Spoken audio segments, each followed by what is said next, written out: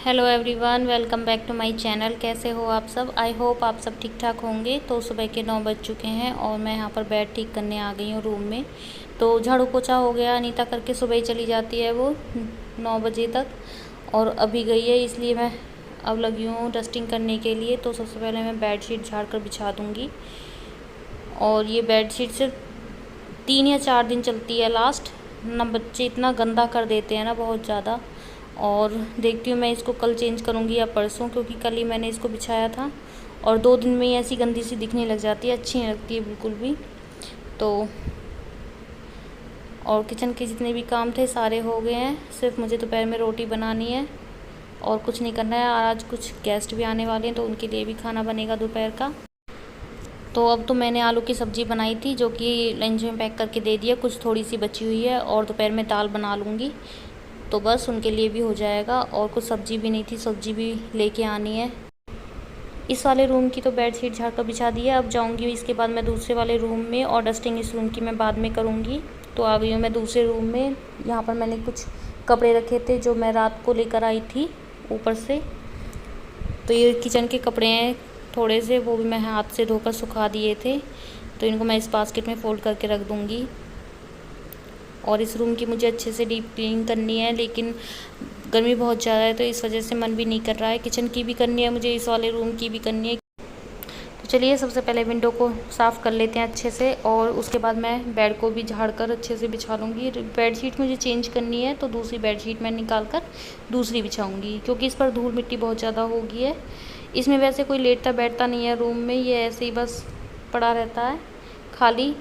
इसमें कोई भी नहीं आता है, क्योंकि इसमें गर्मी बहुत ज़्यादा होती है। कूलर या एसी कुछ भी नहीं है इसमें, सिर्फ पंखे लगे होते हैं, लेकिन पंखे में इस टाइम बैठा नहीं जाता है, गर्मी बहुत ज़्यादा है इस वजह से।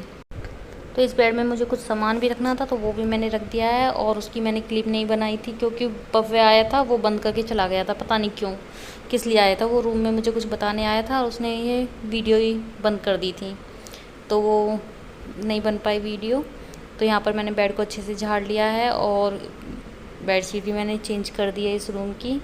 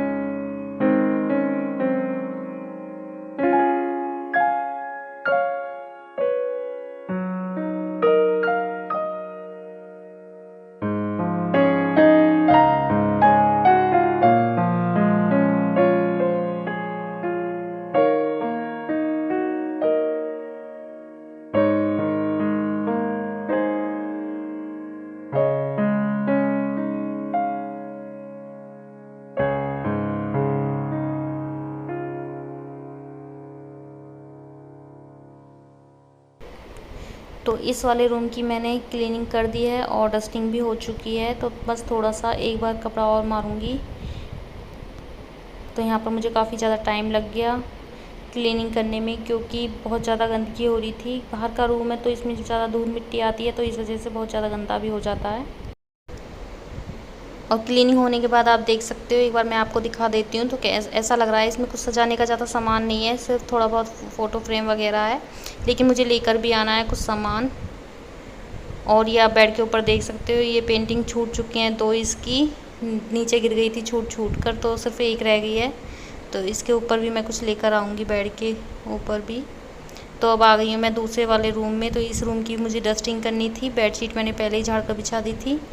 तो इसमें ज़्यादा गंदगी नहीं है, लेकिन हाँ डस्टिंग तो मुझे इस वाले रूम की भी करनी है अच्छे से, क्योंकि बच्चे डेली ही ना फैला देते हैं। और जो पढ़ाई की बुक्स वगैरह होती हैं इनकी, वो तो पता नहीं कहाँ कहाँ रहती हैं जब तक ये घर में रहेंगे। घर से इनके ऑनलाइन क्लासेस चल रही हैं अभी, क्योंकि गर्मी की वजह से। और जब तक स्कूल नहीं जाएंगे तब तक इनका कोई रूटीन नहीं रहेगा, ना उठने का, ना सोने का, ना जगने का, कोई नहीं। और जहाँ भी पढ़ते हैं वहीं पर बस बुक्स छोड़ देते हैं, और फैलाना इतना मत करते हैं कि बस पूछो मत। तो चलिए कोई बात नहीं, बच्चों का काम है होता है फैलाना, और हमारा काम होता है साफ़ सफाई करना। तो चलिए इस वाले रूम की भी डस्टिंग हो चुकी है, थोड़ी सी रह गई है बस, तो इसकी भी डस्टिंग कर लेते हैं। उसके बाद मिलती हूँ मैं आपको थोड़ी देर में।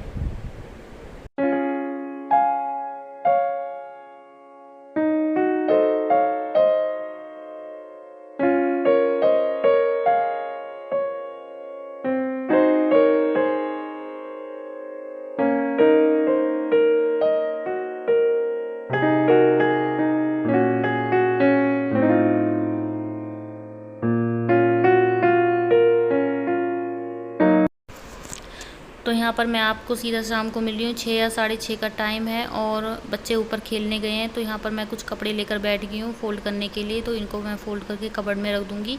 और आज तो बस पूरा दिन ऐसा ही निकल गया, गेस्ट आ गए थे और उनको नाश्ता वगैरह कराया, तो उसमें ही बस पूरा दिन ऐसे ही निकल गया। थोड़ी देर उनके पास बैठे भी तो मैंने कोई वीडियो शूट नहीं की। और मेरी बुआ सास आई थी और मेरी देवरानी भी थी उनके साथ में, तो उनके साथ थोड़ी देर बैठे और बातें वगैरह की। तो वो शॉपिंग भी करके लाई थी यहीं से मार्केट से दीदी के साथ जाकर, तो उसने अपनी शॉपिंग दिखाई जो भी वो सामान लेकर आई थी। तो उसके बाद वो 5:30 बजे के करीब निकल गए थे और उसके बाद मैंने थोड़ी देर रेस्ट किया, फिर आ गई हूँ मैं रूम में। तो अब जो कपड़े पड़े हुए थे उनको मैं फ़ोल्ड करके रख दूँगी। और आज शाम का खाना नहीं बनेगा घर में, क्योंकि जिया जी का बर्थडे है, इसलिए खाना बाहर से ही लेकर आएंगे वो। तो छोटे मोटे जितने भी काम हैं वो मैं कर लूँगी शाम के।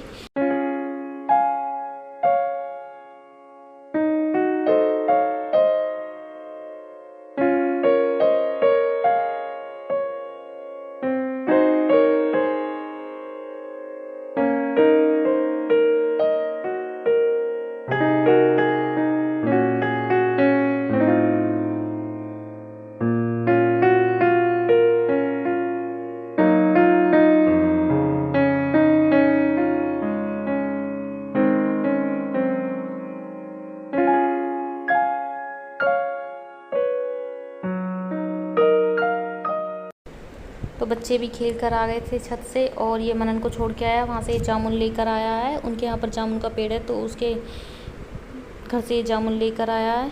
तो बैठ कर जामुन खा रहा है और कपड़े भी मेरे फ़ोल्ड हो चुके हैं, तो मैं इनको कबर्ड में रख देती हूँ। और अब आ गई हूँ मैं किचन में। तो किचन में मुझे ये सब्जियाँ खाली करके रखनी है, बुआ जी लेकर आई थी गाँव से।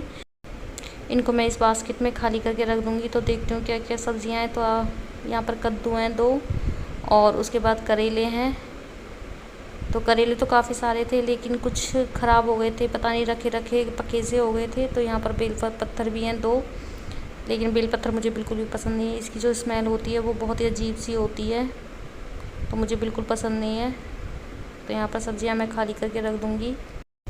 और यहाँ पर आलू और प्याज रखे थे, उनको भी मैं खाली करके बास्केट में रख दूँगी, क्योंकि पिन्नी में बंद कल लेकर आए थे और ये खाली कर कभी मैंने नहीं रखे थे, तो ख़राब होने का डर रहता है इनका भी। और आलू तो गर्मियों में बहुत जल्दी ख़राब होते हैं। तो यहाँ पर सारे काम हो चुके हैं और उसके बाद देख सकते हो 10 बज चुके हैं और यहाँ पर बर्थडे सेलिब्रेशन की तैयारी हो गई है। तो खाना आ चुका है, तो सबसे पहले खाना खाएंगे। और यहाँ पर खाना गर्म हो रहा है माइक्रोवेव में। और यहाँ पर ये प्याज सिरके वाली वो भी खाली करके रख दी है। तो उसके बाद आप देख सकते हो ये केक भी आ चुका है। हस्बैंड पहले लेकर आ गए थे केक खाना खाने के बाद। उसके बाद हम अब सेलिब्रेट करेंगे।